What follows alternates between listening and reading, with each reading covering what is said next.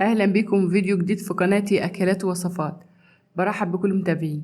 هنعمل النهارده الفراخ على البوتاجاز، او عايزه تحطها في الفرن مفيش مشكله، انما لو مفيش فرن نعملها على البوتاجاز عادي. معايا الفلفل احمر واخضر، ولو في اصفر مش مشكله، وبصل وجزر. الكميه اللي انت عايزه تحطيها، يعني احنا بس بنقول الحاجات المكونات بتاعتك للأكلة، وانت تحط الكمية اللي انت عايزاها. عايزة تكتري ماشي، تخلي الكمية بسيطة مفيش مشكلة على قد ما تعملي. معايا فرخة وقطعتها. انا خدت الدبابيس بتاعت الفرخة والوراك يا دوب، بس ما خدتش الصدر عشان الصدر هعمله شاورما.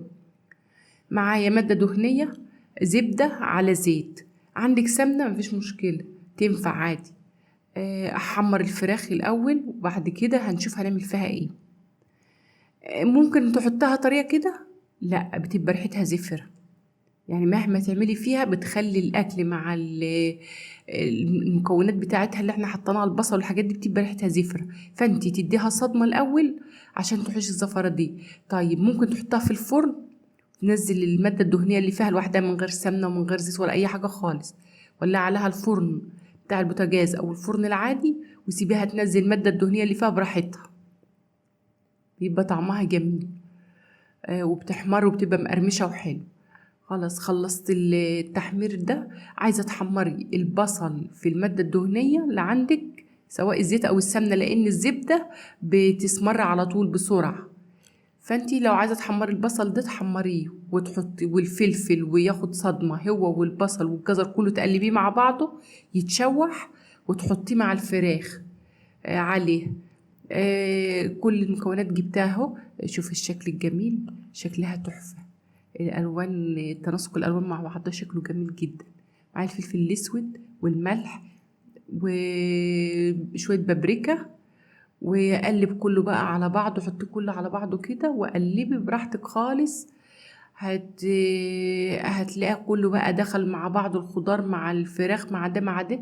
معايا ورقة اللورة وفصين حبهان وتلات اربع فصوص توم، بيخلي التوم بيديها تست جميل وطعم تاني خالص.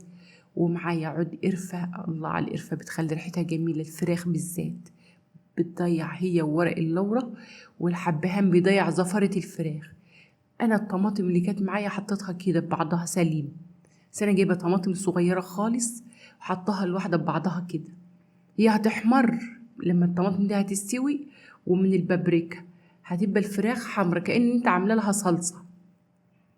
لو عندك معلقتين صلصه تحطهم عليها وماله، حطهم بقى على البوتاجاز كده كله ياخد من بعضه ومن ريحه بعضه وطعم بعضه، بس جميله وكان طعمها جميل.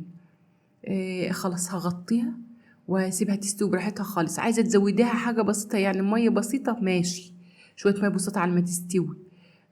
عايزه تحطها في الفرن، تدهنها سمنه على الفراخ من فوق او زيت وتحطها في الفرن تاخد وش، طعمها جميل مع شويه رز بشعريه او رز مدسوس، طعمها خرافه.